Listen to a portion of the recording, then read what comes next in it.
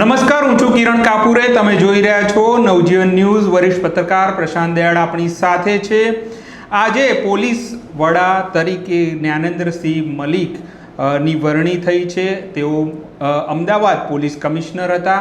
હવે ચર્ચા એ છે કે અમદાવાદના પોલીસ કમિશનર કોણ બનશે તે વિશે આપણે પ્રશાંત દયાળ સાથે વિગતે વાત કરીએ.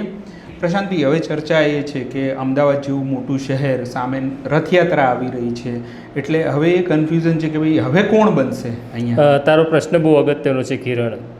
જે કોઈ આઈપીએસ ગુજરાત કેડરમાં આવે એની બે મહત્વાકાંક્ષા હોય આઈપીએસ અધિકારી તરીકે. એક તો હું અમદાવાદનો પોલીસ કમિશનર થઉં, અને બીજી મહત્વાકાંક્ષા એવી હોય કે અમદાવાદના પોલીસ કમિશનર થયા પછી હું ડીજીપી થઉં. તો જ્ઞાનેન્દ્રસિંહ મલિકની બંને મહત્વાકાંક્ષા પૂરી થઈ છે. એઓ અમદાવાદ પોલીસ કમિશનર તરીકે લગભગ 2.5 વર્ષ રહ્યા અને હવે ગુજરાતના ડીજીપી બન્યા છે. જ્ઞાનેન્દ્રસિંહ મલિક ડીજીપી બની ગયા, પણ હવે પ્રશ્ન એવો છે કે અમદાવાદ એક એવું મહાનગર છે જેની વસ્તી હવે લગભગ 1 કરોડને આંબવા આવી છે. ત્યારે હવે અમદાવાદના નવા પોલીસ કમિશનર કોણ હશે એની ચર્ચા આઈપીએસમાં, ગુજરાત પોલીસમાં અને લોકોમાં બહુ ચર્ચામાં રહી છે. તો આપણે સૌથી પહેલાં તો સિનિયોરિટી લિસ્ટ જોઈ લઈએ. આઈપીએસનું સિનિયોરિટી લિસ્ટ, જેમાં અત્યારે જે હંગામી ડીજીપી છે, હજી જીએસ મલિકે ચાર્જ લીધો નથી, એટલે જેમની પાસે ચાર્જ છે ગુજરાતના પોલીસ વડાનો, એ છે ડૉક્ટર KLN રાવ, જે 1992 બેચના આઈપીએસ અધિકારી છે. પછી છે જીએસ મલિક, જે એમનાથી 1 વર્ષ જુનિયર છે, 1993 બેચના છે. 1993 બેચના બીજા એક સિનિયર અધિકારી છે જે જીએસ મલિક પછી આવે છે, નિર્જા ગોટરૂ છે, મહિલા આઈપીએસ અધિકારી છે. મનોજ શશિધર છે, જે મનોજ શશિધર અત્યારે સીબીઆઈમાં છે, જે 1994 બેચના છે. રાજુ ભાર્ગવ છે, એ 1995 બેચના છે અને ઓગસ્ટ મહિનામાં રિટાયર થઈ રહ્યા છે હવે, એટલે એમની પાસે હવે સમય રહ્યો નથી. નરસિમ્હા કોમર 1996 બેચના છે, જેઓ વડોદરાના પોલીસ કમિશનર પણ છે અત્યારે. અને પછી આવે છે રાજકુમાર પાંડ્યન, 1996 બેચના છે, જે લો એન્ડ ઓર્ડર ડીજીપી તરીકે અત્યારે ફરજ બજાવે છે.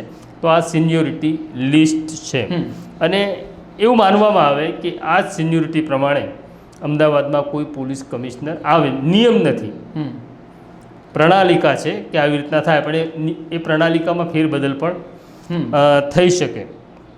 પણ મારી જાણકારી એવું છે કે અત્યારે જ્યારે જીએસ મલિક ડીજીપીનો ચાર્જ લેશે પછી કોણ થશે એની ચર્ચા શરૂ થઈ છે. તો શક્યતા એવી જોવાઈ રહી છે કે મનોજ શશિધર જે છે, અને એક બીજું નામ હું કહેવાનું ભૂલી ગયો, રાજીવ રંજન ભગત, જેઓ અત્યારે એસપીજીમાં એમને એડિશનલ ડીજી તરીકે મૂકવામાં આવ્યા છે. આ બે નામ બહાર છે, એટલે કે સેન્ટ્રલ ડેપ્યુટેશન ઉપર છે. મનોજ શશિધર જે સીબીઆઈમાં છે ને એસપીજીમાં રાજીવ રંજન ભગત છે. આ બે નામની ચર્ચા કેમ છે? તો ચર્ચા એટલા માટે છે કે આ લોકો આ સરકાર સાથે બહુ નજીકથી કામ કરી ચૂક્યા છે. અને નજીકથી કામ કરી ચૂકેલા હોવાને કારણે સરકાર શું ઈચ્છે છે એ એમને ખ્યાલ છે. પણ એ બંને સેન્ટ્રલ ડેપ્યુટેશન ઉપર છે, એટલે જેને પણ અમદાવાદના પોલીસ કમિશનર તરીકે લાવવાના હોય તો એમને સેન્ટ્રલ ડેપ્યુટેશનમાંથી પાછા લાવવા પડે, તો જે અમદાવાદના પોલીસ કમિશનર થઈ શકે. એના પછી છે નિર્જા ગોટરૂ, જે 93 બેચના છે. એમની શક્યતા હું એટલે ઓછી જોઉં છું કે એમની કામ કરવાની પદ્ધતિ અને કામમાં કડકાઈ જે સરકારને બહુ અનુકૂળ આવે એવી નથી. પરંતુ છતાં પણ એક વસ્તુ છે કે મહિલા પોલીસ અધિકારીને જો તમારે અમદાવાદ પોલીસ કમિશનર બનાવવા છે તો તમારી પાસે એક જ નામ છે, હોશિયાર છે, કામમાં પ્રમાણિક છે, કામમાં કડકાઈ છે. પણ એક ઘણી વખત આ કડકાઈ સરકાર સાથે સંઘર્ષનું કારણ પણ બની શકે, એટલે હું શક્યતા ઓછી જોઉં છું. રાજકુમાર પાંડ્યનનું પણ એક નામ છે, જે અત્યારે લાંબો સમય સુધી બહુ સારી જગ્યા ઉપર રહ્યા. સુરત રેન્જમાં પણ રહ્યા, જે આઈજી તરીકે હતા, પછી એડિશનલ ડીજી તરીકે એમને ત્યાં મૂક્યા, સીઆઈડી ક્રાઇમ બ્રાન્ચમાં મૂક્યા, અને સીઆઈડી ક્રાઇમ બ્રાન્ચમાંથી એમને મૂકવામાં આવ્યા છે ડીજીપી લો એન્ડ ઓર્ડર તરીકે. રાજકુમાર પાંડ્યનના નામને લઈને સરકાર ઘણી વિચારણા પછી આ નિર્ણય કરી શકે છે. નરસિંહા કોમર છે, જેમને લાંબા સમય પછી, જેઓ વડોદરાના પોલીસ કમિશનર છે, લાંબા સમય પછી એમને કમિશનરેટ એટલે એક્ઝિક્યુટિવ પોસ્ટિંગ મળ્યું છે. આવું જ એક નામ છે અનુપમસિંહ ગેહલોત, જેઓ સુરતના પોલીસ કમિશનર છે, પણ આ બધા કરતાં જુનિયર છે. અચ્છા, બરાબર છે, પણ સરકારને અનુકૂળ અધિકારી છે. સરકારના પ્રશ્નોને સમજવા અને તેને કેવી રીતના ઉકેલવા એ સારી રીતના એનાથી વાકેફ છે, એટલે અનુપમસિંહ ગેહલોતને પણ લાવી શકાય. પણ આ બધી જ એક્સરસાઇઝ ત્યારે થાય કે જ્યારે સરકાર કોઈ એક નામ ઉપર મન બનાવી લે. અત્યારે હું એવું માનું છું કે GS મલિકને DGPનો એ ચાર્જ સંભાળે એના પછી તાત્કાલિક કોઈને અમદાવાદના પોલીસ કમિશનર તરીકે ના મૂકે એવું પણ બને. એવું પણ બને કે આ જગ્યા ખાલી રાખવામાં આવે. અને એનો ચાર્જ જે સૌથી સિનિયર IPS અધિકારી હોય અમદાવાદમાં એને આપવામાં આવે તો જોઈન્ટ પોલીસ કમિશનર શરદ સિંઘલ છે, જે ક્રાઇમ બ્રાન્ચમાં છે અત્યારે. એમને મને એવું લાગે છે કે ચાર્જ આપી દેવામાં આવે પોલીસ કમિશનરનો. આવું ભૂતકાળમાં પણ થયું છે. સંજય શ્રીવાસ્તવ જ્યારે અમદાવાદના પોલીસ કમિશનર હતા અને પછી નિવૃત્ત થયા, એમના પછી પ્રેમવીરસિંહ જે અત્યારે સુરત રેન્જમાં છે, એમને લગભગ 8-9 મહિના ચાર્જ આપ્યો. તારો જે પ્રશ્ન હતો કે સામે રથયાત્રા છે ત્યારે તો અમદાવાદ પોલીસનું કમિશનરનું પદ ભરી દેવું જોઈએ ને, તો એવું જરૂરી નથી. પ્રેમવીરસિંહ પણ જ્યારે ચાર્જમાં IG હતા અને અમદાવાદ પોલીસ કમિશનર તરીકે એમણે કાર્યભાર સંભાળ્યો તો એમના કાર્યકાળમાં જ રથયાત્રા પસાર થઈ ઇન્ચાર્જ પોલીસ કમિશનર તરીકે. એટલે શરદ સિંઘલ ને અત્યારે અમદાવાદ પોલીસ કમિશનરનો ચાર્જ આપવામાં આવી એવી શક્યતા હું વધારે જોઈ રહ્યો છું. પણ કાર્યશૈલીમાં કશું ફરક નહીં આવતો, જો એ હંગામી પણ ઇન્ચાર્જ પણ હોય કે કાયમી ડેપ્યુટેશન? સત્તા તો એની એ જ રહેશે. સત્તા એની એ જ રહેશે. સત્તા તો એની એ જ રહેશે ને. ઓકે. અને બીજું એક તમે વાત કરી કે સેન્ટ્રલ ડેપ્યુટેશન પર છે તેમને જો લાવવામાં આવે તો આમાં કંઈ કેન્દ્રની મંજૂરી લેવી પડે એવી કંઈક વાત છે? અત્યારે વધારે અનુકૂળતા એટલે છે કે રાજ્ય અને કેન્દ્રમાં એક જ પાર્ટીની સરકાર છે, એટલે કેન્દ્રમાંથી પાછા મોકલવા હોય એમને પોતાની મધર કેડરની અંદર તો કંઈ બહુ અઘરું નથી. એટલે અત્યારે એવું છે કે ગુજરાતનો જ્યાં સુધી પ્રશ્ન છે તો ગુજરાતના એક IPSથી અમિત શાહ બહુ સારી રીતના વાકેફ છે. એટલે જેમ GS મલિકનો ઓર્ડર, GS મલિક એમની ગુડ બુકમાં હતા એટલે જ DG બન્યા છે, તો એમને પાછા મોકલવા હોય કોઈને તો કોઈ બહુ મુશ્કેલી આવે નહીં, કલાકોમાં આ ખેલ પૂરો થઈ જાય. એટલે કેન્દ્રની મંજૂરી તો આમાં પણ લેવી જ પડે, કારણ કે એમનો જે ટેન્યોર છે ડેપ્યુટેશનનો એ ચાલુ છે.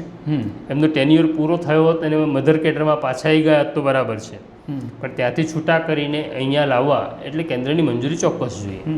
પણ તમે એક ઉલ્લેખ એવો કર્યો કે અમદાવાદના કમિશનર બનવું ને પછી DG પોલીસ વડા બનવું, તો અમદાવાદ પોલીસ કમિશનર કેમ બનવું? એટલે બહુ આમ તો મોટું શહેર છે, પણ એ મહત્વાકાંક્ષા કેમ રાખે છે IPS? કોઈ પણ બહુ અગત્યનું છે કે અમદાવાદનું લો એન્ડ ઓર્ડર. એટલે તમે સૌથી પહેલાં IPS અધિકારી જુનિયર હોય જ્યારે DIG કક્ષાના આવે તો તમને રાજકોટ કે વડોદરા, પછી IG હોવ તો સુરત, એવી રીતના મૂકે એટલે તમારી એક તાલીમ થાય આટલા મોટા શહેરને. કારણ કે તમે જ્યારે અમદાવાદ શહેરના પોલીસ કમિશનર છો ત્યારે તમારા હાથ નીચે 15 થી 20 જેટલા IPS અધિકારીઓ કામ કરતા હોય છે. બરાબર. અમદાવાદ છે તો 60 જેટલા પોલીસ સ્ટેશન છે. અને સૌથી એક ઘણા બધા વિષયો છે કે કેમ અમદાવાદના પોલીસ કમિશનરનું પોસ્ટ જવાબદાર છે, તો એનું એક કારણ રથયાત્રા પણ છે. ગુજરાતની અંદર એટલે ભારતમાં જે મોટા ધાર્મિક સરઘસો નીકળે છે એમાં ગુજરાતની રથયાત્રાનો સમાવેશ થાય છે.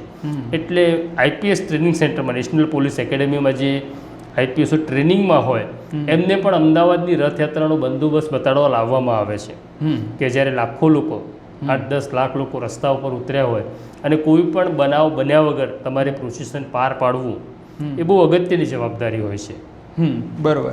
અને શહેર તરીકે અમદાવાદ એટલે આખા ગુજરાતમાં આપણે સૌથી વધારે ચેલેન્જિંગ ગણી શકાય પોલીસ માટે એવું કહી શકાય? ચેલેન્જિંગ તો ખરું જ, કારણ કે આપણે બીજી રીતના પણ વાત કરી સંખ્યાબળની રીતે, પોલીસના સંખ્યાબળની રીતે. પોલીસની સંખ્યા તો અમદાવાદ પોલીસનું સંખ્યાબળ 15,000નું છે.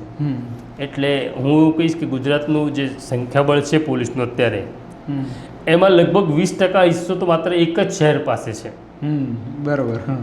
અને અમદાવાદનો જે પોલીસ કમિશનર હોય એમનો સીધો નાતો ગાંધીનગર સાથે રહે છે, સીધો નાતો હાઈકોર્ટ સાથે રહે છે.